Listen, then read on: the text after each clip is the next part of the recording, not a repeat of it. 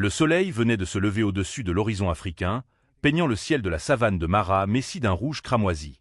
Marcel sortit de sa petite cabane, une tasse de café vide à la main, son souffle formant de fines volutes dans l'air frais de l'aube. 10 ans à vivre dans cette nature sauvage lui avaient appris que chaque jour apportait son lot de surprises, mais rien n'aurait pu le préparer à ce qui allait se produire. L'odeur de la terre rouge et de l'herbe de la savane, humide de rosée matinale, emplissait l'air. Les yeux de Marcel captèrent une silhouette se déplaçant à la périphérie de son champ de vision. Ce n'était ni le vent agitant les buissons, ni les nuages glissant sur le sol. Une forme dorée, ornée de taches noires mystérieuses, avançait vers lui. Un léopard africain, le prédateur parfait, une créature faite de force et de silence. Mais elle ne se déplaçait pas comme une chasseuse. Elle marchait lentement, lourdement, portant un fardeau dans sa gueule. Le cœur de Marcel s'emballa. 10 ans d'études sur la faune sauvage n'avaient pas effacé l'instinct de survie le plus élémentaire, fuir le danger. Pourtant, quelque chose dans la démarche de la léoparde le figea sur place. Ses yeux ambrés, brillants, n'étaient pas ceux d'un prédateur. C'étaient les yeux de la désespérance, d'une mère implorante. La distance entre eux se réduisait, 20 mètres, 15 mètres, 10 mètres. La lumière de l'aube était désormais assez vive pour que Marcel distingue clairement ce que la léoparde portait.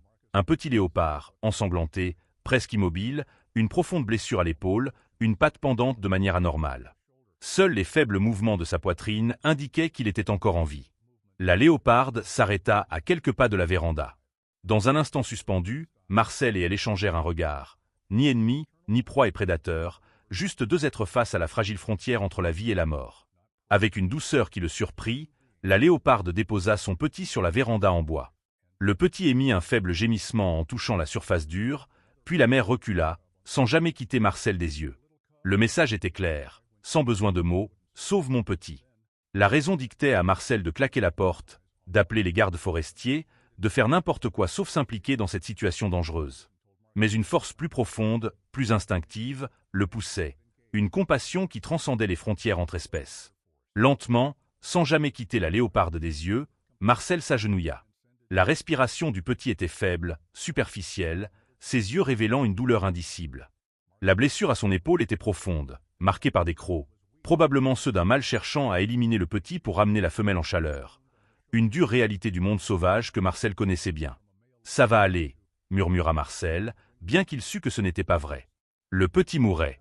Sans intervention immédiate, il ne survivrait pas une heure. Avec des gestes lents mais déterminés, il ôta sa chemise en flanelle, l'enroula autour du petit corps et le souleva.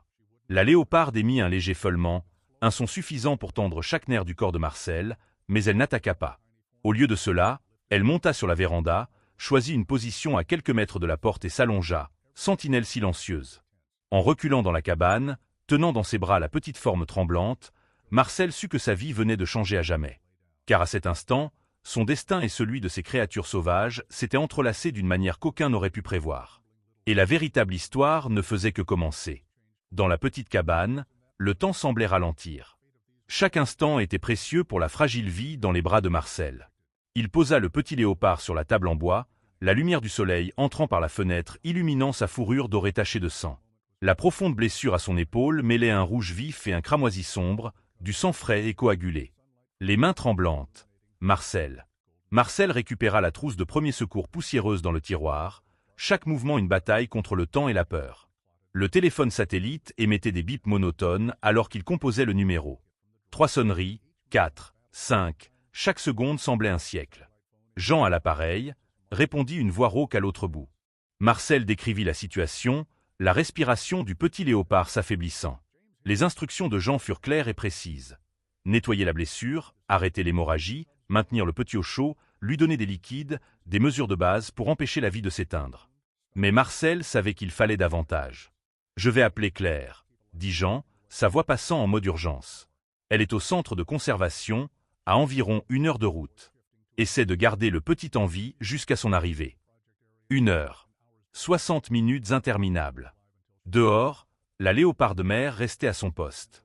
Par moments, Marcel croisait son regard à travers l'entrebâillement de la fenêtre, ses yeux ambrés brûlants, fixes, attendant dans un silence terrifiant. En 10 ans de travail en Afrique, il n'avait jamais vu pareille scène. Un prédateur suprême faisant confiance à un humain, l'ennemi millénaire de son espèce.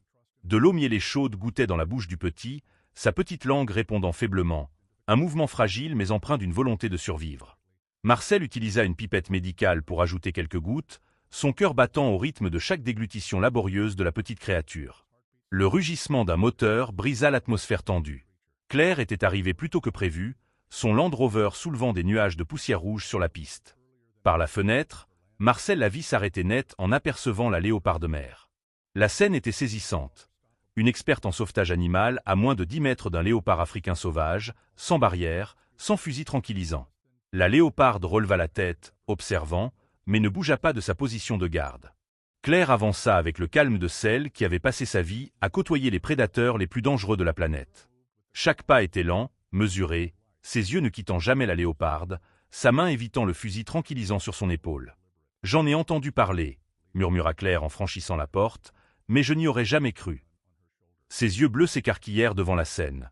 Marcel agenouillé près du petit léopard mourant, agissant avec la précision d'un chirurgien de guerre. Avec une efficacité silencieuse, Claire ouvrit son sac médical, sortant seringues, flacons et bandages stériles. Sans un mot superflu, elle se mit au travail. L'aiguille perça la peau, un antibiotique s'écoulant dans le corps affaibli. Le petit tressaillit, une réaction instinctive à la douleur soudaine. Septoazole, expliqua Claire, un antibiotique à large spectre pour prévenir l'infection. Ses mains travaillaient avec une précision stupéfiante, suturant la blessure, nettoyant, bandant. Attaque d'un léopard mâle, sans doute. L'un des aspects les plus cruels de la nature. Tuer les petits pour forcer les femelles à s'accoupler à nouveau. Marcel regarda par la fenêtre vers la léoparde mère, toujours en sentinelle. Elle sait que nous essayons de sauver son petit. Claire hocha légèrement la tête, sans interrompre son travail. Peut-être. Ou peut-être n'a-t-elle plus d'autre choix. Mais elle t'a choisi, Marcel. De toutes les créatures sur cette terre, elle t'a apporté son petit. Le soleil commença à se coucher, peignant le ciel de la savane de Mara messie d'un rouge éclatant. La pièce baignait dans une lumière orangée éclatante, projetant de longues ombres des deux humains et de la petite créature luttant pour survivre. Claire avait fait tout ce qui était possible. Il ne restait plus qu'à attendre. Cette nuit sera décisive, dit-elle en rangeant son matériel médical. Si elle passe la nuit, elle aura peut-être une chance. Marcel baissa les yeux vers le petit, si frêle dans le nid chaud qu'il avait improvisé. Sa respiration restait faible et rapide, mais plus régulière. Les petits yeux ambrés s'ouvraient parfois, hagards, scrutant un monde étrange. Alors que Claire s'éloignait en voiture, l'obscurité enveloppait la savane. Marcel alluma la lampe à huile, sa lumière jaune chaude créant une petite oasis dans la nuit africaine. La léoparde mère était toujours là, ses yeux réfléchissant la lueur comme deux gemmes scintillantes dans l'ombre. La longue nuit s'écoula au rythme de la faible respiration du petit et du chant rythmique des insectes dehors. Marcel ne dormit pas, sa main touchant constamment la petite forme pour sentir sa chaleur, s'assurer que ce cœur minuscule battait encore. Chaque heure semblait un siècle. À chaque frémissement du petit, à chaque faible son, Marcel sursautait, craignant que ce ne soit le dernier. Mais lorsque les premiers rayons de l'aube filtrèrent par la fenêtre, le petit était toujours en vie. Pas seulement en vie, mais plus fort. Ses yeux s'ouvraient plus nettement, répondant lorsqu'il caressait doucement sa tête. Une chaleur envahit sa poitrine, non pas un sentiment de victoire, mais une admiration face à la puissante volonté de vivre de cette petite créature. Dehors, la léoparde mère se leva, tendue, alerte, comme si elle sentait le changement. Marcel ouvrit la porte, veillant à ne pas déranger le petit endormi. Leurs regards se croisèrent à nouveau, humain et léopard, deux êtres différents reliés par quelque chose de plus profond que l'instinct, que la logique. « Elle est toujours en vie », dit Marcel, la voix rauque de fatigue et d'émotion, et je pense qu'elle va s'en sortir. La léoparde le fixa, immobile comme une statue d'or et de noir sous l'aube africaine. Puis, dans un moment que Marcel n'oublierait jamais, elle ferma lentement les yeux et les rouvrit, comme un hochement silencieux, un merci sans mots. La bataille pour la vie n'était pas terminée, mais en cet instant, sous le ciel éclatant du Kenya, Marcel sut qu'ils avaient traversé la nuit la plus longue. Et ce n'était que le début. 3 jours passèrent comme un rêve brumeux. 3 jours d'injection d'antibiotiques, d'eau mielée administrée goutte à goutte, de nuit sans sommeil près de la lampe à huile vacillante. 3 jours pendant lesquels la léoparde mère ne quitta jamais la véranda, disparaissant parfois dans l'obscurité pour revenir avec une petite proie, preuve de chasse rapide entre ses veilles. 3 jours où le monde de Marcel se réduisit à la distance entre son lit et la table où le petit léopard se rétablissait peu à peu. Le 4e matin apporta un changement subtil. En changeant le bandage, Marcel remarqua une différence dans la réaction du petit. Ce n'était plus une acceptation passive des soins, mais un frémissement, une légère résistance. Ses yeux ambrés, désormais alertes, observaient. Lorsqu'une main touchait la patte blessée, un faible feulement s'échappait, non pas un cri de douleur, mais un avertissement, le retour de l'instinct sauvage, signe non seulement de guérison physique, mais d'un esprit combatif, essentiel pour survivre dans le monde impitoyable de la nature. La blessure restait grave. Claire venait chaque jour, apportant médicaments et son précieux savoir-faire. Ce matin-là, son regard était sérieux en observant le petit. Une radiographie était nécessaire. L'inquiétude d'une omoplate fracturée planait comme une sentence. Un léopard incapable de chasser est un léopard qui ne peut vivre dans la nature. Une créature née pour la liberté devrait passer sa vie dans une réserve artificielle, une ombre de ce qu'elle devrait être. La clinique la plus proche avec un équipement de radiographie se trouvait au poste des gardes, à près de 2 heures de route sur des pistes rouges chaotiques. Et il y avait un autre problème, la léoparde mère. Comment expliquer à une créature sauvage que son petit devait être emmené, que c'était sa meilleure chance de survie? Comme si elle percevait ses pensées, la léoparde mère se leva de son poste de garde, ses yeux suivant chaque mouvement à travers la vitre. La lumière du soleil, filtrant à travers, créait des taches lumineuses sur sa fourrure dorée, soulignant les taches noires parfaites, une armure de camouflage forgée par des millions d'années pour créer le prédateur parfait. Avec la cage de transport préparée, le moment de confronter la léoparde mère était chargé d'émotions indicibles. Le cœur battant, Marcel sortit sur la véranda. La léoparde se leva immédiatement, ses muscles se tendant sous sa fourrure dorée métallique. Ce ne sont pas les mots, mais le ton et l'intention qui communiquent avec les animaux. En cet instant, il y avait un sentiment de se tenir au bord de quelque chose de plus grand que la compréhension humaine, un dialogue entre espèces, une connexion au-delà du langage. Les yeux ambrés de la léoparde, fixes, semblaient jauger chaque mouvement. Lorsque la cage de transport métallique apparut, la léoparde resta debout, tendue, mais sans signe d'agression. Le faible cri du petit résonna lorsqu'il fut séparé de la couverture chaude qui était devenue son refuge. Chaque pas vers le véhicule était lourd d'anxiété. La léoparde mère suivait, la distance entre elle et les humains ne dépassant jamais 3 mètres. Lorsque la cage fut placée à l'arrière de la voiture, la léoparde s'arrêta, tête haute, oreilles dressées, tous ses sens en alerte extrême. Aucune promesse ne pouvait être transmise à travers la frontière entre espèces, seulement une confiance fragile et précieuse.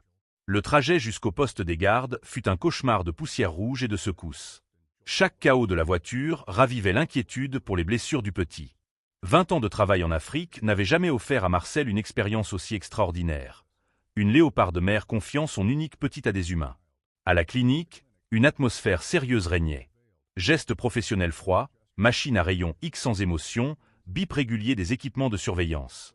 Dans la salle d'attente, chaque minute semblait une heure. Omoplate fracturée, mais réparable. Une petite broche, une longue période de récupération, mais un espoir de réhabilitation complète. L'opération dura 2 heures. 2 heures d'incapacité à rester assis, à manger, à penser à autre chose que la petite créature sur la table d'opération et la léoparde mère attendant à la maison. Une fois tout terminé, le petit reposait dans une cage de récupération, encore endormi par l'anesthésie, une attelle sécurisant la patte blessée. Une nuit de surveillance à la clinique était nécessaire. Rentrer seul à la maison laissa une étrange sensation de vide, sans savoir si la léoparde mère serait encore là. Sur le chemin du retour, le coucher de soleil africain peignit le ciel en rouge, créant une scène si éthérée qu'elle en était douloureuse. Comment la léoparde mère avait-elle su venir vers lui? Pourquoi cette cabane, parmi toutes les habitations près de la réserve? Peut-être avait-elle observé longtemps, apprenant à juger le caractère humain comme les prédateurs évaluent leur proie. Ou peut-être était-ce simplement le désespoir, un dernier pari d'une mère pour sauver son petit. À son arrivée, l'obscurité enveloppait la savane. La véranda était vide, aucun signe de la léoparde mère. Un appel doux se dissipa dans l'air immense, sans réponse, sans forme glissant dans l'ombre. Toute la nuit, près de la fenêtre sous le ciel étoilé d'Afrique, l'attente devint vaine. La léoparde mère ne revint pas. Le lendemain matin, le retour à la clinique se fit le cœur lourd.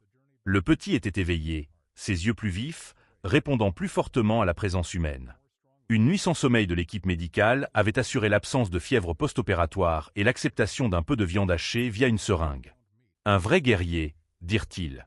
En transférant le petit dans la cage de transport, l'espoir d'une guérison complète grandissait avec des soins appropriés.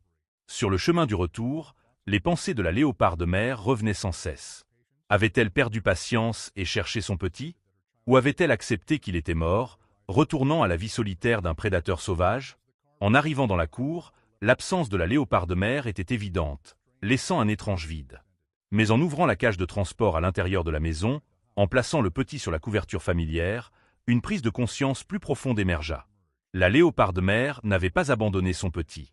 Elle lui avait confié un acte de foi absolu. Peut-être l'instinct lui avait-il dit qu'avec une telle blessure, le petit ne pourrait jamais retourner à la vie sauvage immédiatement. Peut-être avait-elle compris que le seul chemin vers la survie de son petit était de rester avec cet humain qui n'avait pas détourné le regard lorsqu'elle avait imploré de l'aide. Les jours suivants s'écoulèrent dans un nouveau rythme. Le travail à distance se faisait près de l'ordinateur sur la table, tandis que le petit explorait peu à peu la cabane depuis sa couverture chaude. Appels quotidiens avec Claire et Jean, changement de bandage, repas de viande finement hachée. Chaque nuit, la porte restait entr'ouverte, bien que Marcel sût que la léoparde mère ne reviendrait pas. Ce n'était pas un espoir vain, mais un respect pour le choix d'une créature qui avait placé sa confiance entre des mains humaines. La deuxième semaine, le petit commença à se tenir fermement sur ses quatre pattes. Les premiers pas, chancelants et incertains, témoignaient d'une puissante volonté de vivre.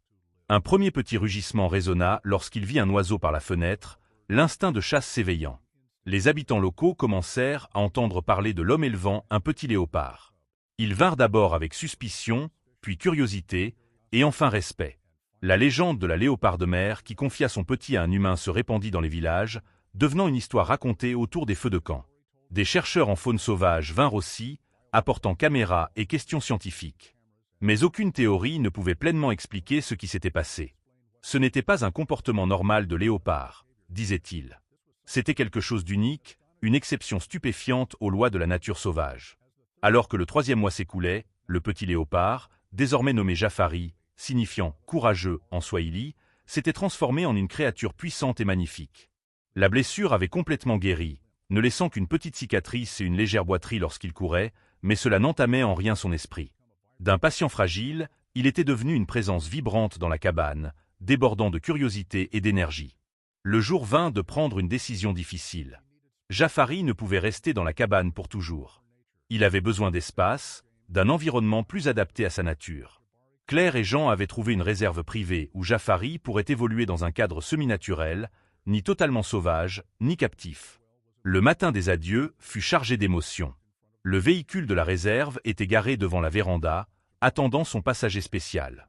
Jafari, désormais capable de reconnaître les signes de changement, arpentait la pièce avec agitation, ses yeux ambrés brillant d'alerte. Un dernier moment près de la couverture qui avait été son refuge lors des premiers jours, une dernière caresse sur sa tête, derrière ses oreilles, là où il aimait encore le plus. Ce lien ne pouvait s'exprimer par des mots, une connexion forgée dans les instants entre la vie et la mort. Alors que Jafari était conduit vers la voiture, une ombre dorée et noire glissa à la périphérie du regard. Juste un instant, mais immistakable. La léoparde mère était revenue, observant de loin, témoin du nouveau chapitre de la vie de son petit. Personne d'autre ne la vit, personne n'entendit le doux murmure du vent de la savane portant l'odeur d'un prédateur sauvage. Mais pour Marcel, c'était l'affirmation finale, un merci silencieux. Le véhicule s'éloigna lentement, emmenant Jafari vers son nouveau foyer. Alors que la poussière rouge retombait dans l'air, Marcel resta seul sur la véranda, le regard fixé sur l'horizon où la léoparde mère avait disparu. Un chapitre se terminait, un autre commençait, mais les leçons de cette rencontre extraordinaire resteraient à jamais. La connexion profonde entre espèces, la compassion qui transcende toutes les barrières, et la puissance incommensurable de la confiance. Dans la savane africaine, où les lois de la survie sont souvent dures et impitoyables, une léoparde mère avait choisi de placer sa confiance entre des mains humaines. Par cet acte, elle nous a appris que, parfois, la nature vient aux humains pour demander de l'aide, et tout ce que nous pouvons faire est de répondre de tout notre cœur. Personne au centre de secours pour animaux sauvages ne pouvait en croire ses yeux. Léopard, le léopard tacheté d'Afrique, qui avait été distant et craintif ces 3 derniers mois, restait immobile dans un coin de son enclos, son regard alerte mais dénué de sa terreur habituelle. De l'autre côté du grillage, un homme se tenait silencieux, vêtu d'une chemise à carreaux verts et noirs et d'un jean délavé. Léopard ne quittait pas l'étranger des yeux, ses yeux ambrés grands ouverts, ses oreilles dressées dans un état de concentration intense. Lentement, Léopard se leva, son corps puissant mais élancé se crispant d'alerte, sans aucun signe d'agression ou de peur. Au contraire, il s'approcha du grillage pas à pas, ses yeux ne quittant jamais l'homme. Michel Dupont restait figé comme une statue, son cœur battant à tout rompre. Il avait parcouru la moitié du globe, poursuivant l'espoir ténu que Léopard était encore en vie et que le lien spécial entre eux n'avait pas été perdu. « Te souviens-tu de moi » murmura Michel, sa voix rauque d'émotion. Lorsque la distance entre eux ne fut plus que de quelques pas, quelque chose de miraculeux se produisit. Dans les yeux ambrés de Léopard, une lueur de reconnaissance commença à apparaître. Quelle est l'histoire derrière ce moment chargé d'émotion? Comment un léopard sauvage et un chercheur ont-ils pu développer une connexion transcendant les barrières entre espèces?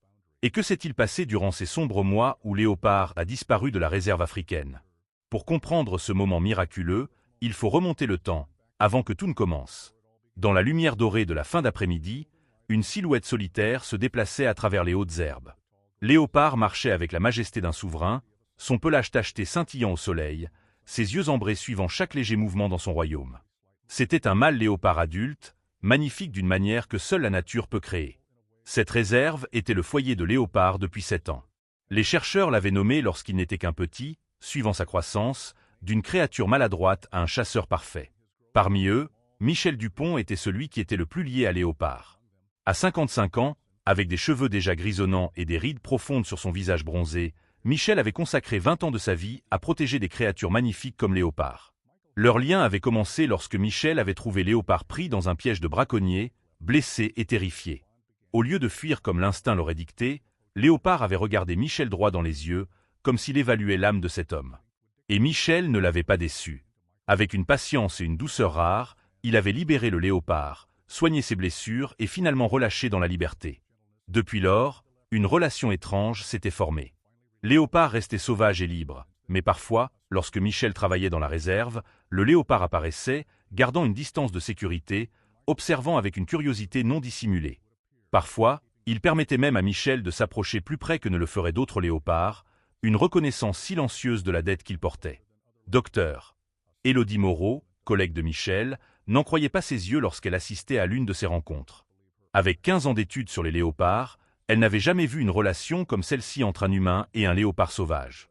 Lors de chaque rencontre, Michel parlait à Léopard d'une voix grave et stable, lui racontant les étoiles, les lieux lointains qu'il avait visités, la famille qu'il avait laissée derrière lui en France il y a de nombreuses années pour poursuivre sa passion pour la conservation de la faune. Léopard s'asseyait ou s'allongeait, ses yeux ambrés observant Michel attentivement, comme s'il comprenait vraiment chaque mot. Mais un jour funeste arriva. Michel était absent lorsqu'un groupe de braconniers infiltra la réserve. Avec une technologie moderne et une cruauté sans limite, ils ciblèrent Léopard, un spécimen parfait avec un pelage tacheté distinctif. Une fléchette tranquillisante, une cage en fer, et le royaume de Léopard fut volé en une nuit. Quand Michel revint et découvrit la disparition, il fut dévasté. Pour lui, Léopard n'était pas seulement un sujet de recherche, il incarnait tout ce pour quoi Michel luttait. Il lança une campagne de recherche, mobilisant des organisations internationales de conservation, mais jour après jour, l'espoir de retrouver Léopard s'amenuisait. Michel n'abandonna pas. Les nuits de pleine lune, en pensant à son ami perdu, il s'asseyait souvent sur un rocher élevé surplombant la savane et murmurait dans la nuit sa promesse de retrouver Léopard, même s'il devait aller jusqu'au bout du monde. Léopard se réveilla dans un espace sombre et étroit. Tous ses sens criaient au danger. L'odeur du métal froid, des humains et des bruits mécaniques étranges l'entouraient. Son esprit était encore embrumé par le tranquillisant, mais l'instinct de survie le poussait à trouver une issue. Mais il n'y avait pas d'échappatoire. Des barres de fer solides le séparaient du monde extérieur. Pour la première fois de sa vie, Léopard, le souverain des prairies africaines, était devenu prisonnier. Son voyage fut un cauchemar, d'un camion scellé à une soute d'avion sombre, puis un autre camion. À chaque étape, il était transféré d'une cage à une autre, ignorant quelle serait sa destination finale. De la nourriture et de l'eau lui étaient fournies, juste assez pour survivre, mais pas assez pour maintenir sa force. Peu à peu, les muscles toniques de Léopard commencèrent à s'atrophier, la lumière fière dans ses yeux s'estompant. Enfin, après de nombreux jours de voyage, Léopard arriva dans un endroit plus froid que tout ce qu'il avait connu. Des bâtiments gris, un air lourd de fumée et de métal. C'était une installation illégale de détention d'animaux sauvages en Europe de l'Est, où des créatures précieuses comme Léopard étaient retenues captives pour le plaisir et le profit des humains. La nouvelle cage de Léopard était plus grande que celle de transport, mais restait une prison. Du béton froid sous ses pattes au lieu de la terre douce, une lumière artificielle dure au lieu de la douce lueur de la lune. Autour de lui, d'autres créatures souffraient du même sort. Des tigres de Sibérie abattus, des lions africains rugissant sans espoir, et bien d'autres animaux rares, tous privés de leur liberté. Au début, Léopard résista. Il rugissait, griffait les barreaux, cherchant des faiblesses. Mais, réalisant peu à peu l'inutilité de ses efforts, il devint silencieux. Pas une reddition, mais une attente, guettant une opportunité, aussi mince soit-elle. Chaque jour, des gens différents venaient le voir. Ils pointaient du doigt, parlaient dans des langues inconnues, parfois prenant des photos avec des flashs aveuglants. Léopard apprit à se retirer dans le coin le plus sombre de sa cage, essayant de devenir invisible. Mais parfois, lorsque les lumières s'éteignaient et que l'installation plongeait dans l'obscurité, il regardait par la petite fenêtre sur le mur, où il pouvait parfois apercevoir un bout de ciel nocturne et des étoiles lointaines. Dans ces moments, Léopard se souvenait des vastes prairies, du vent dans son pelage, de l'odeur de la terre et de l'herbe après la pluie. Et parfois, dans de rares rêves, il se souvenait d'un autre humain, un homme à la voix chaude et profonde, aux yeux bleus pâles qui ne contenaient ni peur ni avidité, seulement du respect et quelque chose que Léopard n'avait pas de nom pour, mais qu'il ressentait, la bienveillance. Pendant ce temps, en Afrique, Michel ne cessait jamais de chercher. Il suivait des pistes fragiles, des rapports sur les activités de braconnage, des rumeurs sur des cargaisons d'animaux sauvages, et toute information qui pourrait mener à Léopard. Il travaillait avec les autorités locales et les organisations internationales de protection des animaux, ne renonçant pas, même si l'espoir s'amenuisait chaque jour. Élodie s'inquiétait pour la santé de Michel. Il mangeait à peine, dormait à peine, son esprit uniquement concentré sur la recherche de Léopard. Pour beaucoup, c'était une obsession malsaine, mais pour Michel, c'était une responsabilité, une promesse silencieuse à la créature qui lui avait fait confiance. Puis, un rayon de lumière apparut. Une enquête sur un réseau transnational de trafic d'animaux sauvages avait découvert l'installation où Léopard était retenu. Les agences internationales d'application de la loi planifiaient une descente. La nuit de l'opération, Léopard était recroquevillé dans un coin de sa cage, essayant de se réchauffer dans le froid glacial de l'hiver d'Europe de l'Est. Soudain, des sirènes, des lumières clignotantes et des cris humains brisèrent l'atmosphère immobile. Effrayé, il se retira plus profondément dans son coin, ne sachant pas si cela représentait un nouveau danger ou une chance de libération. Après des heures de chaos, un nouveau groupe de personnes apparut devant la cage de Léopard. Ils n'avaient pas l'odeur de ces geôliers. Ils se déplaçaient différemment, parlaient différemment. Une femme s'approcha avec des mouvements lents et rassurants, sa voix douce. Léopard ne comprenait pas ces mots, mais il ressentait la différence dans la façon dont elle le traitait. Dans les jours qui suivirent, Léopard fut transféré dans un centre de secours pour animaux sauvages. Cet endroit était meilleur que sa précédente prison, avec plus d'espace et de meilleures conditions de vie, mais ce n'était toujours pas chez lui. Le personnel du centre réalisa que Léopard n'était pas seulement blessé physiquement, mais aussi traumatisé mentalement. Il refusait de manger, gardait ses distances avec les humains et passait la plupart de son temps caché dans l'ombre.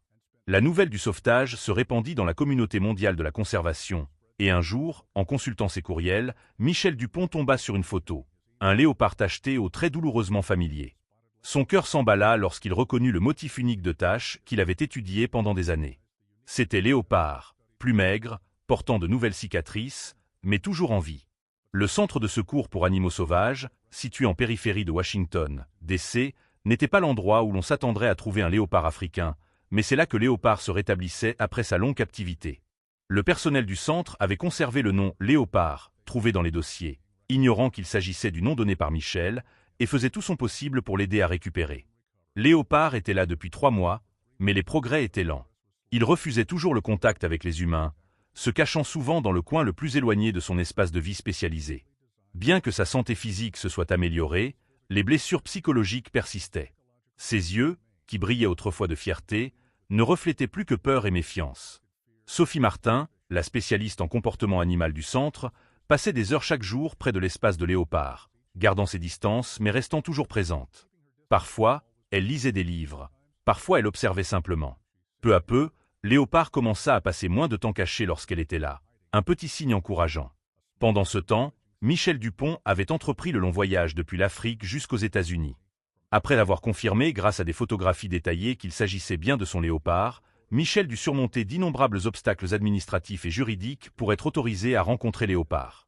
Beaucoup dans la communauté de la conservation étaient sceptiques, pensant qu'un léopard sauvage ne pourrait pas reconnaître un humain après des mois de séparation. Mais Michel savait mieux que quiconque que le lien entre lui et Léopard allait bien au-delà de ce que la science pouvait expliquer.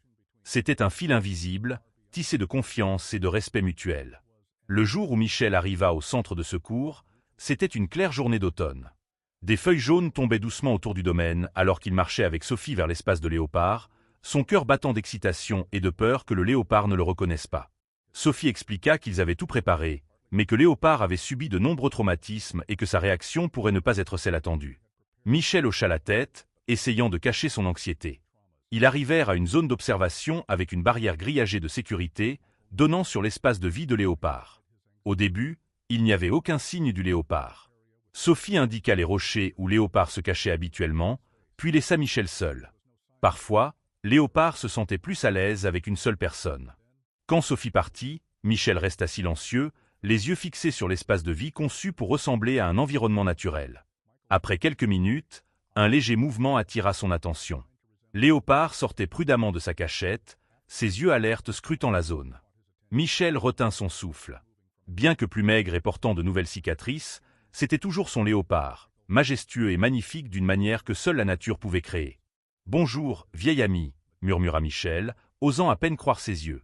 En entendant la voix familière, Léopard s'arrêta. Sa tête se tourna vers Michel, ses oreilles se dressant. Quelque chose dans l'air changea. Une odeur, un son, une présence que son corps reconnaissait, même si son esprit avait peut-être oublié. Léopard s'approcha du grillage, ses yeux fixés sur Michel. Il n'y avait aucun signe immédiat de reconnaissance, seulement une curiosité prudente. Michel resta immobile, permettant au Léopard de se familiariser avec sa présence. « Te souviens-tu de moi » demanda Michel doucement. « Je t'ai cherché partout. » Et puis, le miracle se produisit. Lorsque Léopard s'approcha à quelques pas du grillage, un changement apparut dans ses yeux. Une lueur, pas de peur ni de méfiance, mais une étincelle de reconnaissance. Son corps rigide se détendit peu à peu, sa queue commençant à osciller doucement. Sophie, observant de loin via les caméras de sécurité, n'en croyait pas ses yeux.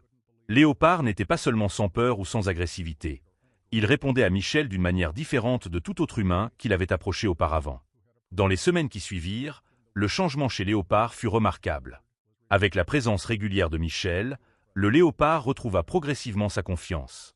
Il commença à manger plus régulièrement, à interagir davantage avec son environnement et même à permettre à Sophie de s'approcher plus près. Sophie n'avait jamais vu une transformation aussi rapide chez un animal sauvage après un traumatisme. Elle commença à documenter chaque progrès pour des recherches sur les capacités de récupération psychologique des léopards et sur l'incroyable pouvoir du lien entre humains et animaux. Michel et l'équipe de conservation commencèrent à planifier l'étape suivante, ramener Léopard en Afrique, chez lui. Ce n'était pas une décision facile, mais tout le monde était d'accord. C'était ce qu'il y avait de mieux pour Léopard. 6 mois après leur retrouvaille, un avion cargo spécial atterrit dans un petit aéroport près de la réserve en Afrique. À l'intérieur, Léopard se déplaçait dans une cage de transport spéciale, avec Michel assis à ses côtés, parlant constamment pour le calmer. Lorsqu'ils atteignirent la réserve, un espace de transition avait été préparé pour que Léopard s'acclimate avant d'être totalement libre. Quand la porte de la cage s'ouvrit, Léopard sortit prudemment, son nez humant l'air familier de son foyer. Michel se tenait non loin, des larmes coulant sur ses joues. « Bienvenue chez toi » murmura-t-il. Léopard se tourna pour regarder l'homme qui lui avait sauvé la vie 2 fois. Pendant un instant, leurs regards se croisèrent, non pas entre un humain et un animal, mais entre 2 âmes qui avaient ensemble franchi les barrières des espèces, du langage et de la distance. Puis, avec un léger hochement de tête, comme pour dire au revoir, Léopard se tourna et marcha vers les vastes prairies qui l'attendaient. Ce n'était pas un adieu définitif. Michel savait que, dans les années qui suivirent, alors qu'il poursuivait son travail de conservation dans cette région, il apercevrait parfois une silhouette tachetée observant de loin. Un rappel que l'amitié véritable peut surmonter toutes les barrières. Et quelque part, dans son cœur sauvage, Léopard se souviendrait toujours de l'homme qui s'était tenu devant lui ce jour fatidique, l'homme qui lui avait fait comprendre que tous les humains ne sont pas des ennemis. 5 ans s'étaient écoulés depuis que Léopard était revenu dans la savane africaine. Les forêts profondes et les vastes prairies l'avaient accueilli comme si ces terres n'avaient jamais oublié les empreintes de leur enfant perdu. Le temps avait peu à peu effacé les blessures sur son corps, mais les souvenirs, bons comme mauvais, restaient profondément gravés dans l'esprit de Léopard. Sur une petite colline offrant une vue panoramique sur toute la région, Léopard était assis, immobile, dans le coucher du soleil. Son pelage tacheté, encore plus beau qu'auparavant, scintillait sous le soleil qui disparaissait lentement derrière les collines lointaines. Ses yeux ambrés, autrefois emplis de peur et d'insécurité, brillaient désormais de la majesté et de la sérénité d'un souverain ayant reconquis son royaume. Une brise légère portait les odeurs de la terre, de l'herbe et de la vie florissante à travers la savane. Léopard respirait profondément, laissant ses parfums envahir ses sens, confirmant que c'était véritablement ici qu'il appartenait, pas dans les cages de fer froide, pas entre les murs de béton suffocants, mais dans cet espace ouvert sans limite. Au pied de la colline, un troupeau de gazelles paissait tranquillement, inconscient du prédateur qui les observait. Léopard n'était pas pressé. Sa captivité lui avait appris la valeur de la patience, et son instinct sauvage lui avait enseigné l'art d'attendre le moment parfait. Il savait qu'il pouvait attendre toute la nuit si nécessaire. Cependant, tout ne revenait pas exactement à ce qu'il était avant. Il y avait un changement subtil dans la manière dont Léopard approchait les humains. Les chercheurs de la réserve notaient que, si la plupart des léopards évitaient les humains comme une menace, Léopard semblait capable de distinguer différentes personnes. Avec les touristes et les étrangers, il disparaissait dans les ombres de la forêt profonde. Mais pour les chercheurs de longue date de la réserve, ceux qui y vivaient et travaillaient depuis avant son enlèvement, Léopard se laissait parfois voir de loin, un signe d'acceptation silencieuse. Et avec Michel Dupont, la relation était encore plus spéciale. Michel avait décidé de rester en Afrique après avoir ramené Léopard. « Je ne peux pas quitter cet endroit », expliqua-t-il à Élodie. « Pas quand je sais qu'il est là dehors, quelque part. » Bien sûr, il comprenait que Léopard avait besoin d'espace pour retrouver ses instincts sauvages, pour vivre la vie pour laquelle il était né. Mais cela ne l'empêchait pas de s'aventurer parfois profondément dans la réserve, dans des lieux qu'il savait fréquentés par Léopard. Lors de ces occasions, Michel n'essayait jamais de s'approcher trop près ou de déranger Léopard. Il s'asseyait simplement, parfois lisant, parfois prenant des notes, laissant la nature environnante l'envelopper. Et parfois, juste parfois, Léopard apparaissait. Le léopard ne s'approchait jamais trop près. Il gardait une distance de sécurité, s'asseyant ou s'allongeant sur un rocher élevé, observant l'homme qui lui avait autrefois sauvé la vie. Michel parlait à Léopard, sa voix grave et douce, lui racontant ce qui s'était passé depuis leur dernière rencontre, les avancées dans la conservation, les nouvelles créatures découvertes, tout et rien à la fois. « Je sais que tu ne comprends peut-être pas chaque mot, » disait souvent Michel, « mais je pense que tu comprends l'intention, et c'est ce qui compte le plus, n'est-ce pas ?» Un après-midi, alors que Michel était assis près d'un petit ruisseau, un léger bruit derrière lui le fit se retourner. Léopard était là, plus près que jamais, à seulement une dizaine de mètres. Et il n'était pas seul. À ses côtés se tenait une jeune femelle léopard, son corps élancé orné des taches caractéristiques du léopard africain. Elle se tenait derrière Léopard, scrutant avec une curiosité prudente l'humain étrange qui ne provoquait pas de peur chez son compagnon. Michel resta parfaitement immobile, n'osant à peine respirer. C'était un honneur sans précédent, Léopard présenting sa famille. « Elle est magnifique, » murmura Michel. « Tu as bien choisi, mon ami. » Les oreilles de Léopard frémirent au son de la voix de Michel. Pendant un moment, ils restèrent là, humains, Léopard et sa compagne, dans un tableau qui défiait toutes les idées conventionnelles sur les animaux sauvages et les humains. Puis, avec un léger hochement de tête que Michel avait appris à reconnaître comme le geste personnel de Léopard, les deux félins se fondirent dans les hautes herbes, disparaissant aussi silencieusement qu'ils étaient venus. Dans les années qui suivirent, Michel apercevait souvent la femelle Léopard de loin. Le personnel de la réserve la nomma Étoile, en référence aux étoiles dont Michel avait parlé à Léopard lors de leur première rencontre. Un an plus tard, des pièges photographiques capturèrent des images de petits, des boules d'énergie tachetées jouant près de leurs parents vigilants. La vie suivait son cycle. La réserve s'étendait, en partie grâce à l'attention internationale attirée par les articles publiés par Michel sur son lien unique avec Léopard. De nouvelles méthodes de conservation furent mises en place, inspirées par les leçons tirées de leur relation. Et pendant tout ce temps, Léopard restait libre, sauvage, et pourtant connecté au monde humain par son lien spécial avec Michel. 10 ans après le sauvetage, lors de la dernière expédition de Michel avant sa retraite, il s'assit une dernière fois sur son rocher préféré, regardant le coucher de soleil africain peindre la savane de nuances d'or et d'ambre. Son corps était devenu plus fragile, ses cheveux désormais entièrement blancs, mais ses yeux portaient toujours la même passion pour cette terre et ses créatures. Alors que l'obscurité commençait à tomber, une silhouette familière émergea des hautes herbes. Léopard, désormais lui aussi dans le crépuscule de sa vie, avançait avec la démarche délibérée d'un prédateur vieillissant. Son pelage, autrefois éclatant, était légèrement terni, mais ses yeux, ses remarquables yeux ambrés, portaient toujours l'intelligence et la dignité qu'il avait toujours définies. Derrière lui, pas des petits, mais de jeunes léopards adultes suivaient, ses descendants, la prochaine génération de gardiens de cette terre. Léopard s'approcha plus près qu'il ne l'avait jamais fait dans la nature, s'arrêtant à quelques mètres seulement de l'endroit où Michel était assis. Pendant un long moment, ils se regardèrent, deux vieux amis, tous deux transformés par le temps, mais toujours liés par quelque chose qui transcendait toute explication logique. Aucun mot n'était nécessaire. Dans le regard de Léopard, Michel vit une reconnaissance, du respect et quelque chose qu'il ne pouvait interpréter que comme de la gratitude. Dans les larmes de Michel, Léopard voyait peut-être la même chose. Alors que la dernière lumière s'évanouissait du ciel, Léopard se tourna et s'éloigna, sa famille le suivant. Ce fut la dernière fois que Michel le vit, mais cela n'avait pas d'importance. Leur histoire avait bouclé la boucle. Ce qu'ils avaient partagé, humains et léopards, avait changé non seulement leur vie, mais la manière dont les humains comprenaient leur relation avec la nature sauvage. Leur lien avait prouvé qu'avec du respect, de la patience et de la compassion, des ponts pouvaient être construits à travers l'abîme apparemment infranchissable entre les espèces. Et quelque part au cœur de l'Afrique, les descendants de léopards continueraient à parcourir la savane, portant peut-être dans leur sang sauvage un souvenir instinctif de l'homme qui avait sauvé leur ancêtre à 2 reprises, et ce faisant, avait contribué à sauver leur avenir. On peut entendre le rugissement d'un lion à 3 km de distance et le sifflement d'un léopard à 800 mètres, mais le cri silencieux d'une mère qui a perdu ses petits résonne à travers l'univers sans que personne ne l'entende. Ses yeux ambrés n'étaient jamais destinés à se croiser ainsi dans le monde naturel impitoyable de la savane africaine. Les léopards et les lions sont des ennemis nés. L'un est un chasseur solitaire et raffiné, se cachant dans les arbres. L'autre est le roi des prairies, dominant le sol avec la force de son groupe. Ils sont rivaux dans une bataille sans merci pour la survie. Pourtant, sur la haute branche d'un vieux sycomore, sous le ciel étoilé de la réserve de Kruger, le couple le plus étrange de l'histoire naturelle réécrivait toutes les règles du monde sauvage.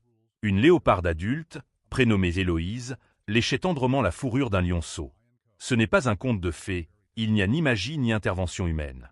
C'est une histoire de douleur insupportable, de perte, et de la manière dont l'instinct maternel peut surmonter toutes les barrières érigées par la nature au fil de millions d'années d'évolution. La nuit tombait lentement sur l'immense savane de la réserve de Kruger. Le ciel africain scintillait d'étoiles tandis qu'Héloïse, une léoparde de 5 ans, grimpait à son grand sycomore.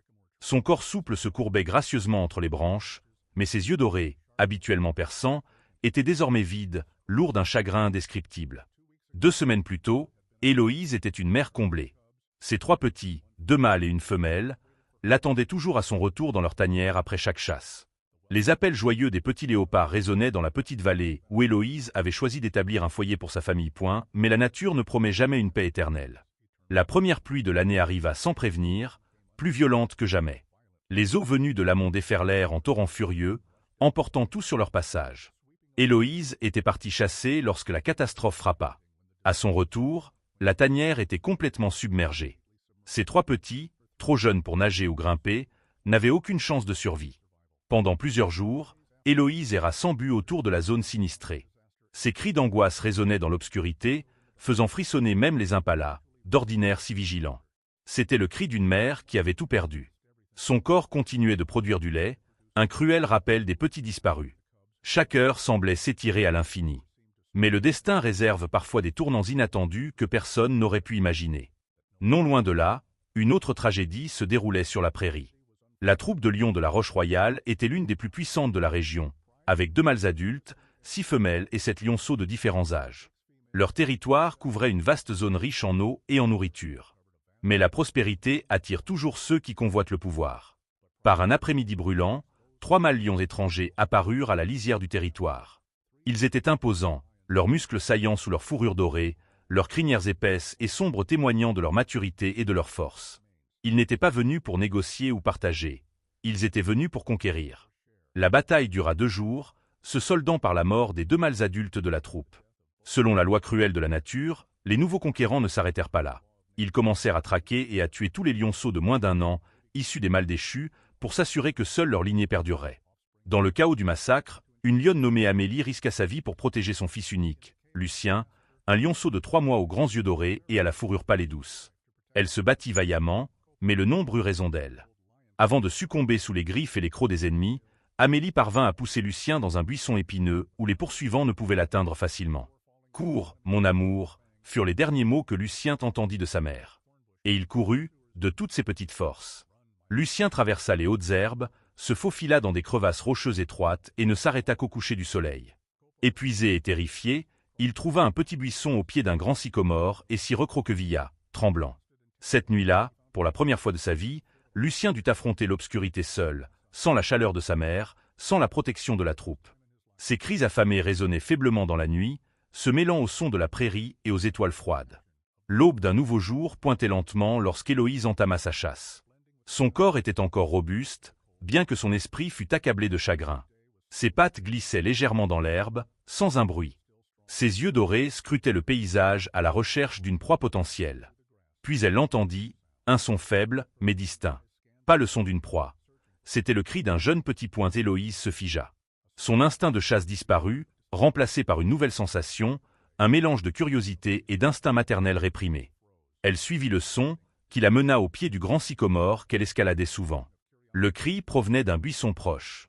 Héloïse s'accroupit, tendue, prête à affronter tout danger. Mais ce qu'elle vit la stupéfia. Un lionceau, âgé de 3 mois tout au plus, recroquevillé et tremblant. Sa fourrure dorée pâle était couverte de poussière et de quelques petites éraflures. Il était trop petit, trop faible, n'ayant plus la force de fuir. Selon toutes les lois de la nature, Héloïse aurait dû tuer cette créature immédiatement. Les lions sont les ennemis héréditaires des léopards. Une fois adulte, ce petit être deviendrait une menace mortelle. Chaque instinct de chasseuse lui criait d'attaquer. Mais autre chose se produisit. Lorsque le lionceau leva les yeux, plein de peur, Héloïse ressentit une douleur aiguë dans sa poitrine. Ses yeux la regardaient avec la même peur et le même désespoir qu'elle avait cherché dans ceux de ses propres petits disparus. Son corps, encore producteur de lait pour des petits qui n'étaient plus là, réagit avant que son esprit ne puisse intervenir. La prolactine, l'hormone maternelle, afflua dans ses veines. Aucune décision consciente ne fut prise, seulement une action instinctive, fulgurante. Héloïse saisit le lionceau par la peau du cou, non pour tuer, mais pour le porter, de la même manière qu'elle l'avait fait des centaines de fois avec ses propres petits. Ses crocs se refermèrent juste assez pour tenir fermement sans causer de blessures graves. Lucien, le lionceau, était trop épuisé et effrayé pour résister. Il ne pouvait émettre qu'un faible cri alors qu'il était soulevé du sol. D'un mouvement fluide et décidé, Héloïse escalada le sycomore, portant son étrange proie. Elle grimpa de plus en plus haut jusqu'à atteindre une large fourche dans l'arbre, où elle avait construit son nid. C'était son refuge, là où aucun prédateur ne pouvait l'atteindre, là où elle avait autrefois abrité ses propres petits. Doucement, elle déposa Lucien au centre de la fourche. Le lionceau tremblait, les yeux fermés, certain que son dernier instant était arrivé. Mais au lieu de griffes et de crocs, ce que Lucien sentit fut une langue chaude et rugueuse léchant sa tête. Ouvrant les yeux avec surprise, il vit la léoparde l'observer, non pas avec les yeux d'un prédateur, mais avec quelque chose de totalement différent. Un regard qu'il avait autrefois vu dans les yeux de sa propre mère. Ainsi commença l'enlèvement. Les premiers jours, la relation entre Héloïse et Lucien fut un combat entre la peur et le besoin. Lucien, trop jeune pour survivre seul, tenta à plusieurs reprises de s'échapper de l'arbre, mais ses pattes immatures n'étaient pas faites pour grimper. Il criait pour sa mère toute la nuit, mais seule Héloïse répondait. Elle gardait Lucien dans l'arbre avec une vigilance constante.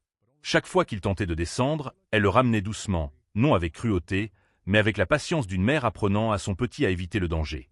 La faim et la soif forcèrent Lucien à affronter la réalité. Bien qu'il refusât initialement, au deuxième jour, il accepta le lait d'Héloïse. Son petit corps ne pouvait résister à ce besoin fondamental de survie. Lorsque les premières gouttes de lait touchèrent sa langue, quelque chose changea. Le goût n'était pas celui du lait de sa mère, mais il était doux et nourrissant. Il redonna de la force à son corps affaibli. Héloïse, quant à elle, ressentit un changement profond. Son corps, encore en deuil de ses petits, semblait revivre en ayant une autre vie à protéger.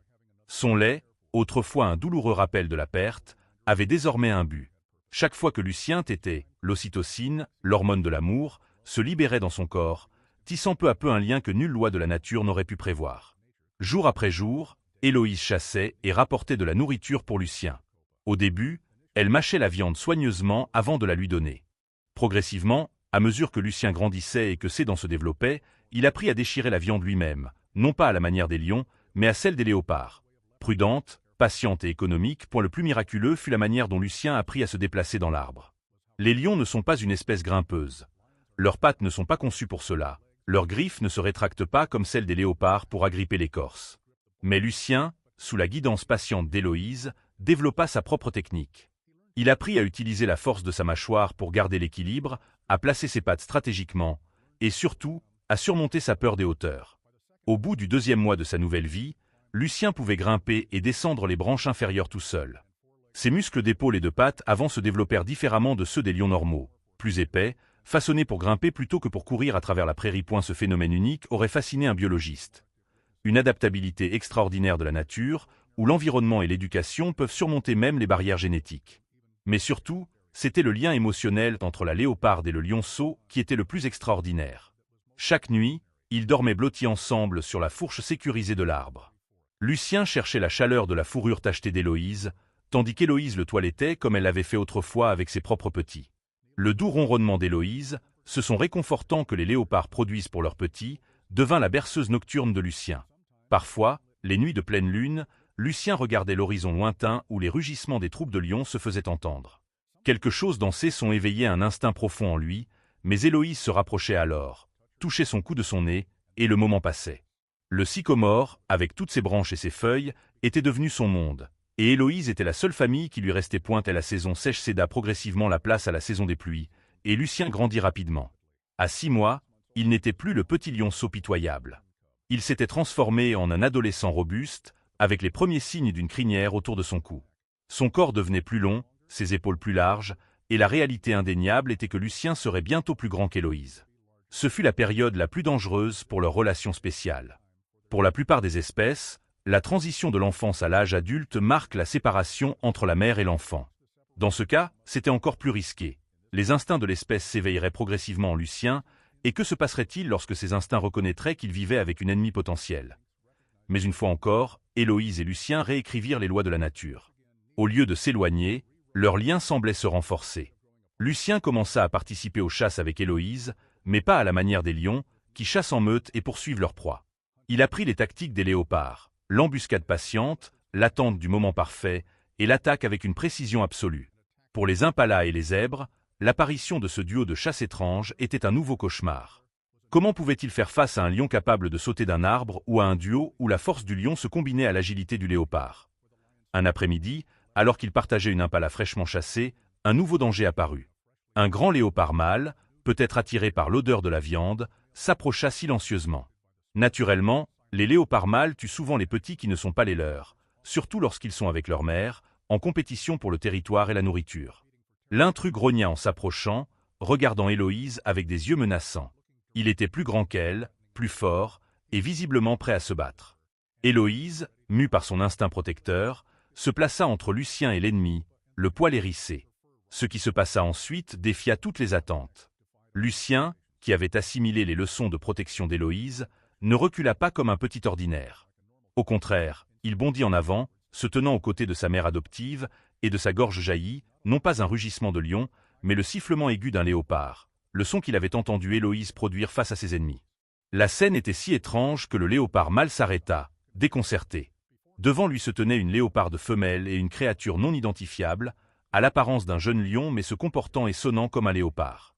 Et surtout, cet hybride ne montrait aucune peur. Après un moment tendu, le léopard mâle décida que ce combat n'en valait pas la peine. Il recula et disparut dans les buissons, laissant Héloïse et Lucien avec leur proie point cette nuit-là. Lorsqu'ils regagnèrent le sycomore, le lien entre eux avait encore changé. Héloïse n'était plus seulement la mère protectrice, et Lucien n'était plus seulement le petit dépendant. Ils étaient devenus des alliés, se protégeant mutuellement. Héloïse lécha la petite blessure que Lucien s'était faite dans la confrontation, et Lucien répondit par un grognement doux, un son ni tout à fait celui d'un lion, ni celui d'un léopard, mais leur propre langage privé. Lorsque la saison des pluies céda la place à la saison sèche, un défi plus grand émergea. Lucien, désormais presque âgé d'1 an, montrait des signes clairs de maturité. Sa crinière s'épaississait autour de sa tête, son rugissement devenait plus grave et résonnant, et il était indéniable que les instincts du lion s'éveillaient progressivement en lui. Les nuits de pleine lune, Lucien descendait souvent du sycomore et se tenait silencieusement sur un rocher, regardant l'horizon lointain où les rugissements des mâles lions se faisaient parfois entendre. Quelque chose en lui répondait à cet appel, un désir de courir à travers les vastes prairies, de sentir la puissance dans ses pattes, de vivre comme son espèce avait évolué pour le faire. Héloïse observait ces changements avec une attention silencieuse. Elle ne tentait pas d'arrêter Lucien lorsqu'il était captivé par les sons lointains. Elle restait simplement à proximité, une présence patiente et discrète. Peut-être comprenait-elle, comme seule une mère peut comprendre, qu'aucun lien, aussi fort soit-il, ne peut totalement effacer la véritable nature d'une créature. Puis, une nuit, alors que Lucien se tenait sur son rocher habituel, un rugissement résonnant vint d'une distance bien plus proche que d'habitude. Et cette fois, Lucien répondit. De sa poitrine jaillit un son, non pas le sifflement de léopard qu'il avait imité toute sa vie, mais le rugissement profond et puissant d'un jeune lion mâle. Le son résonna à travers la prairie, réveillant les impalas endormis et attirant l'attention de la troupe de lions au loin. Héloïse se figea sur sa branche. À cet instant, elle comprit que le jour qu'elle savait inévitable était enfin arrivé. Son fils, car c'est ainsi qu'elle considérait Lucien, ne pourrait pas vivre éternellement la vie d'un léopard. Tôt ou tard, sa véritable nature exigerait de s'exprimer. Mais au lieu de la peur ou de la jalousie, ce qu'Héloïse ressentit fut une étrange paix. Non pas parce qu'elle était prête à abandonner son enfant adopté, mais parce qu'elle reconnaissait que le véritable amour n'est pas la possession, mais le fait de permettre à celui qu'on aime de devenir ce qu'il est vraiment. Le lendemain matin, lorsque les premiers rayons touchèrent la canopée du sycomore, Héloïse réveilla Lucien d'un léger coup de langue sur son visage, comme elle l'avait fait des centaines de fois auparavant. Mais ce jour-là était différent. Au lieu de le conduire à la chasse comme d'habitude, elle descendit de l'arbre et lui fit signe de la suivre. Ils marchèrent pendant de longues heures, plus loin que jamais de leur territoire familier. Lucien, curieux mais confiant, suivait Héloïse de près. Enfin, lorsque le soleil était haut dans le ciel, ils atteignirent une zone de hautes herbes dorées et de grands rochers émergeant du sol. Là, à l'ombre d'un grand rocher, reposait une troupe de lions. Ils étaient une douzaine, 4 femelles adultes, 5 lionceaux de différents âges et 3 jeunes mâles, peut-être à peine plus âgés que Lucien. Ce n'était ni l'ancienne troupe de Lucien, ni celle qui avait attaqué sa mère. C'était une nouvelle troupe qui avait migré dans la région ces derniers mois. Héloïse s'arrêta à une distance sûre, se cachant dans l'ombre d'un buisson. Elle regarda Lucien, et dans ses yeux passait un message silencieux. « C'est ici que tu dois être. » Lucien regarda d'Héloïse à la troupe de lions, puis de nouveau vers elle, confus et incertain. Il émit un grognement doux, le son familier qu'ils utilisaient pour communiquer, comme pour demander si c'était vraiment ce qu'elle voulait. Héloïse toucha la joue de Lucien de son nez, un geste doux de son amour maternel, puis elle recula, désignant la troupe de lions. Ses yeux, autrefois ardents d'instinct protecteur, étaient désormais remplis de ce qui ne pouvait être décrit que comme un amour inconditionnel. Un amour prêt à lâcher prise si c'était le mieux pour l'être aimé. Lucien resta là, hésitant, tiraillé entre deux mondes. Devant lui se trouvait son héritage génétique, une vie que ses instincts réclamaient. Derrière lui se tenait la mère qui l'avait sauvé et élevé, qui lui avait appris non seulement à chasser et à survivre, mais aussi un amour qui transcendait toutes les barrières. Dans un moment qui sembla durer une éternité, Lucien prit sa décision. Il avança vers la troupe de lions, mais après quelques pas, il s'arrêta et se retourna pour regarder Héloïse une dernière fois. Un grognement doux s'échappa de sa gorge. Pas un adieu, mais une promesse. Puis il continua, sa démarche majestueuse et assurée, vers son destin. Héloïse resta immobile, regardant son fils s'approcher de la troupe de lions. Au début, il y eut de la méfiance de la part du groupe, mais peu à peu, la curiosité remplaça la prudence. Une lionne plus âgée s'avança, reniflant prudemment Lucien. Peut-être reconnut-elle quelque chose de familier dans son odeur. Pas celle de la troupe, mais celle de son espèce. Lentement, Lucien fut accepté dans le groupe.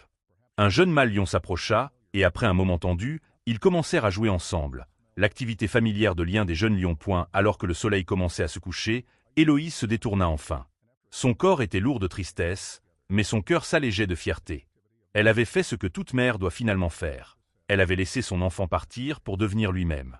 Cela aurait pu être la fin de l'histoire, un récit mémorable d'amour maternel transcendant les frontières des espèces, se terminant par une séparation significative. Mais la nature, dans toute sa complexité, réserve parfois des surprises finales. 3 mois plus tard, alors que la saison sèche était à son apogée et que la savane prenait une teinte jaune éclatante, Héloïse reposait sur sa branche familière du sycomore. Elle avait repris sa vie, chasser, protéger son territoire, survivre. Mais les observateurs auraient remarqué que ses yeux se tournaient fréquemment vers l'horizon, là où elle avait laissé partir son fils. Puis, un après-midi, alors que le soleil du soir déclinait lentement, une silhouette apparut à la lisière de son champ de vision. Une créature grande et puissante s'avançait vers le sycomore avec des pas confiants et déterminés. Héloïse se tendit, prête à affronter un danger, mais à mesure que la créature s'approchait, elle réalisa que ce n'était pas une menace, mais un miracle. C'était Lucien, désormais plus grand et plus fort, sa crinière pleinement développée autour de son visage. Il s'approcha du pied du sycomore et leva les yeux, cherchant Héloïse. Lorsqu'il la repéra, un son s'échappa de sa gorge. Le grognement doux que seule elle pouvait comprendre. Sans hésiter, Héloïse descendit de l'arbre et fit face à son fils. Ils se touchèrent le nez, un geste intime qu'ils avaient partagé des centaines de fois auparavant. Et à cet instant, la barrière entre les espèces s'effaça une fois de plus. Lucien ne resta pas longtemps. Il avait sa troupe maintenant, des responsabilités et une nouvelle vie. Mais à partir de ce jour, il revint régulièrement rendre visite à Héloïse, parfois pour une brève visite, parfois pour des heures, allongés ensemble à l'ombre du sycomore. Et peu importe le temps qui passait, peu importe comment le monde autour d'eux changeait, le lien entre eux, léopard et lion, mère et fils, deux créatures qui s'étaient trouvées dans la douleur la plus profonde, au resté aussi fort qu'au premier jour.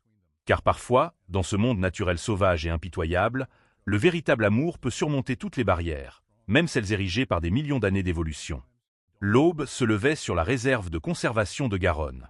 Les premiers rayons de soleil éclairaient une zone semi-naturelle où une léoparde femelle, nommée Élodie, venait de donner naissance à 5 petits dans un coin isolé de son aire de reproduction. Cette zone était spécialement conçue pour la reproduction de la faune avec une intervention humaine minimale. Les nouveau-nés léopards, avec leur pelage jaune pâle parsemé de taches noires, se blottissaient les uns contre les autres pour se réchauffer. Élodie léchait chacun de ses petits, les nettoyant tout en stimulant leur circulation. Lorsqu'elle atteignit le plus jeune, elle s'attarda plus longtemps point, ce petit était 2 fois plus petit que ses frères et sœurs. Son corps était faible, tremblant à chaque mouvement. En le nettoyant, Élodie découvrit un gonflement inhabituel dans la région de l'aine, signe d'une hernie inguinale congénitale.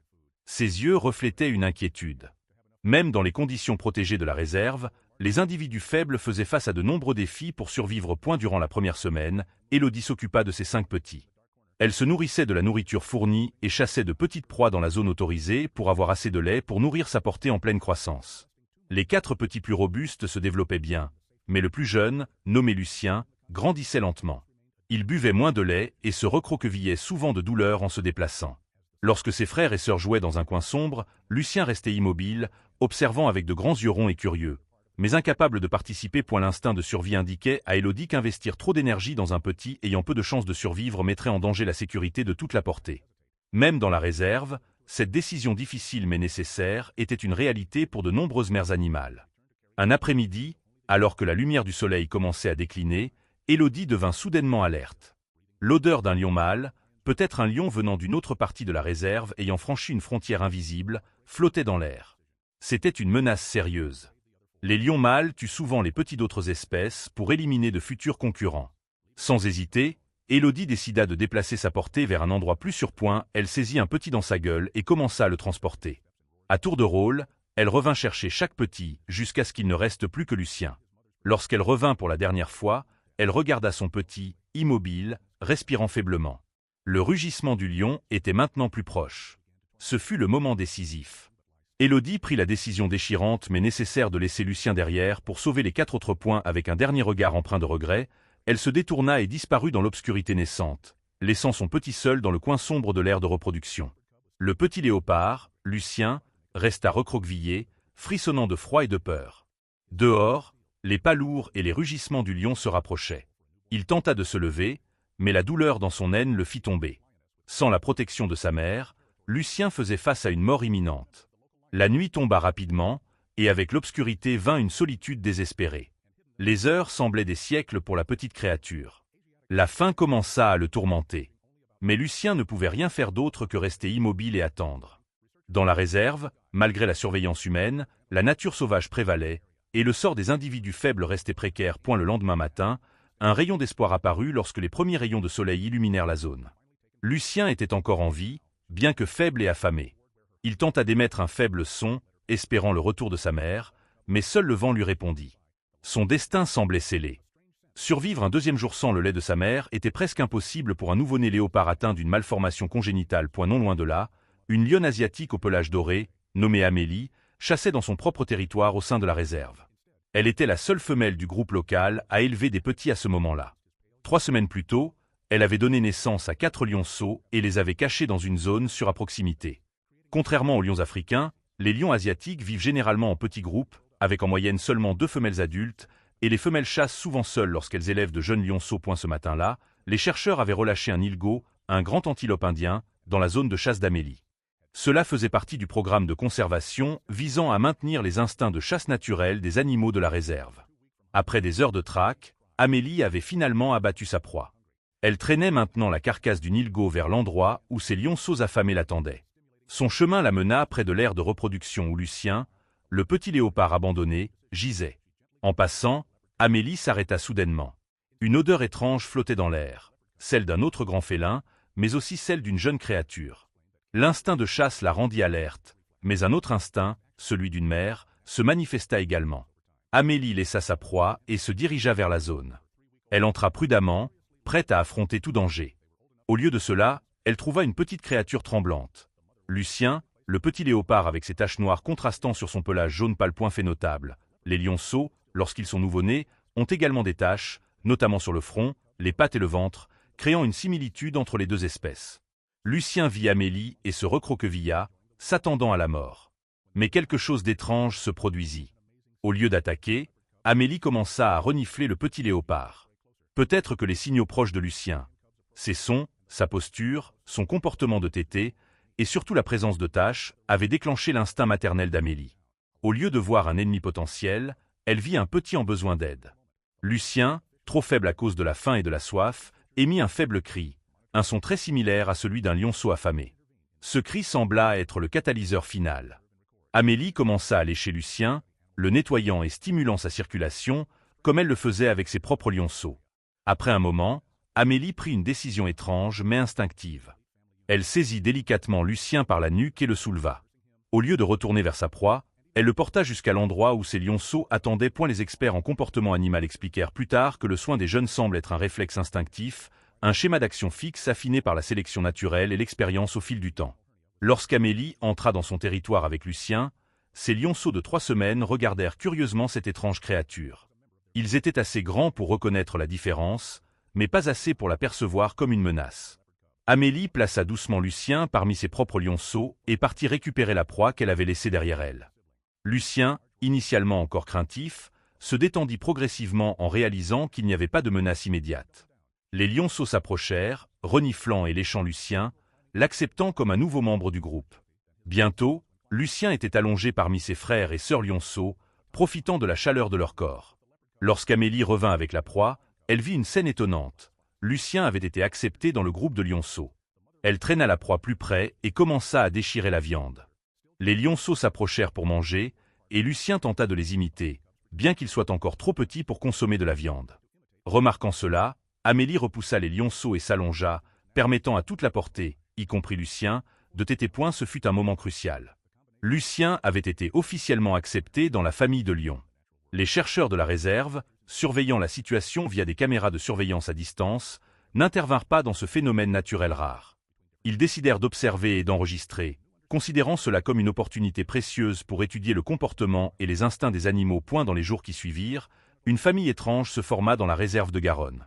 Une lionne, 4 lionceaux et un petit léopard vivaient ensemble comme une unité familiale complète. Amélie traitait Lucien comme l'un des siens, le nourrissant, le nettoyant, le protégeant et lui enseignant même des compétences de base. Lucien, bien que toujours plus petit et beaucoup plus faible que ses frères et sœurs lionceaux, commença à prendre du poids et à devenir plus fort. Le lait d'Amélie lui fournissait assez de nutriments pour se développer, bien que plus lentement qu'un léopard normal. La hernie inguinale était toujours présente, le faisant bouger lentement et parfois douloureusement, mais elle n'était plus une menace immédiate pour sa vie. Les lionceaux acceptèrent Lucien comme membre de leur groupe. Ils jouaient ensemble, s'entraînaient à chasser et dormaient ensemble. Parfois, les lionceaux étaient trop brusques avec le fragile Lucien, mais Amélie intervenait toujours à temps pour le protéger. Pour les lionceaux, Lucien était juste un frère légèrement différent. Sur les grands rochers où la famille de lions se reposait souvent, Lucien et ses frères et sœurs lionceaux créaient une scène mémorable. Ils grimpaient et descendaient, se poursuivant autour des crevasses rocheuses. Lucien, avec son instinct naturel d'escalade des léopards, montrait parfois plus d'agilité que ses frères et sœurs lionceaux lorsqu'il grimpait. Malgré les limitations imposées par sa hernie au sommet du rocher, le groupe se prélassait souvent au soleil, Lucien se démarquant parmi les corps dorés des lionceaux avec ses taches noires distinctives. Les après-midi dans les prairies voisines, Amélie observait souvent ses petits jouets. Lucien, bien que plus faible, essayait de participer au jeu de chasse, une partie importante du développement des grands félins. Les lionceaux faisaient semblant d'attaquer, roulant dans l'herbe, tandis que Lucien tentait d'imiter avec ses capacités limitées. Parfois, il se cachait dans les hautes herbes, utilisant son pelage tacheté pour se camoufler, un instinct de léopard, avant de bondir pour surprendre ses frères et sœurs lionceaux.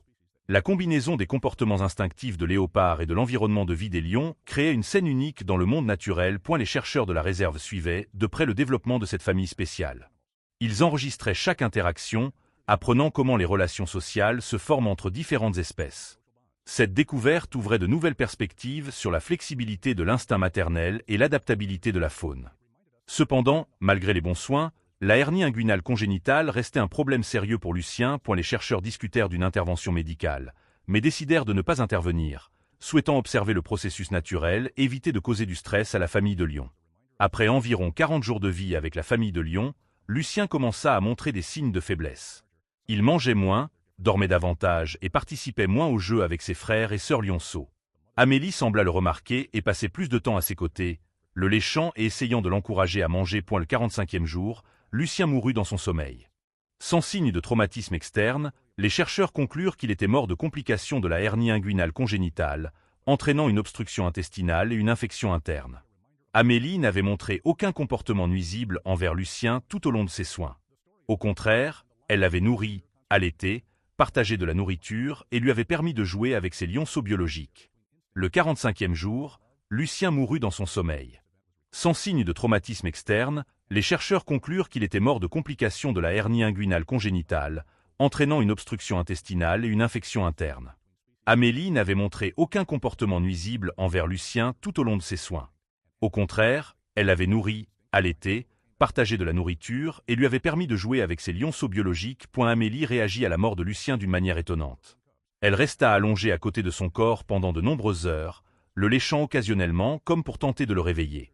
Les lionceaux semblaient également confus, tournant autour du corps de Lucien, le reniflant et essayant même de jouer avec lui. Cela témoignait du lien qui s'était formé entre les membres de cette famille spéciale. Finalement, suivant les lois de la nature, Amélie dut partir chasser pour ses lionceaux restants. Ce n'est qu'alors que les chercheurs intervinrent, prenant le corps de Lucien pour une étude et pour déterminer la cause exacte de sa mort. L'autopsie confirma que Lucien était mort de complications de la hernie inguinale congénitale, entraînant une obstruction intestinale et une infection interne. Bien que l'histoire se soit terminée tristement pour Lucien, il vécut ses derniers jours dans l'amour et les soins au lieu de mourir seul et dans la douleur. Amélie et ses lionceaux continuèrent leur vie dans la réserve de Garonne. Mais l'histoire de cette famille spéciale laissa une marque profonde dans la communauté de la conservation animale. Les chercheurs publièrent leurs observations dans une revue scientifique prestigieuse intitulée « Adoption interspécifique entre lions asiatiques et léopards. Une étude de l'instinct maternel ». Cet article attira une attention considérable et encouragea de nouvelles recherches sur le comportement social et les instincts de la faune. Ce phénomène rare sensibilisa également à l'importance de la conservation des espèces de grands félins menacés en France. Les lions asiatiques et les léopards, tous deux des espèces rares nécessitant une protection, bénéficièrent d'un nouvel élan de soutien pour les efforts de conservation grâce à cette histoire d'un lien transcendant les frontières des espèces.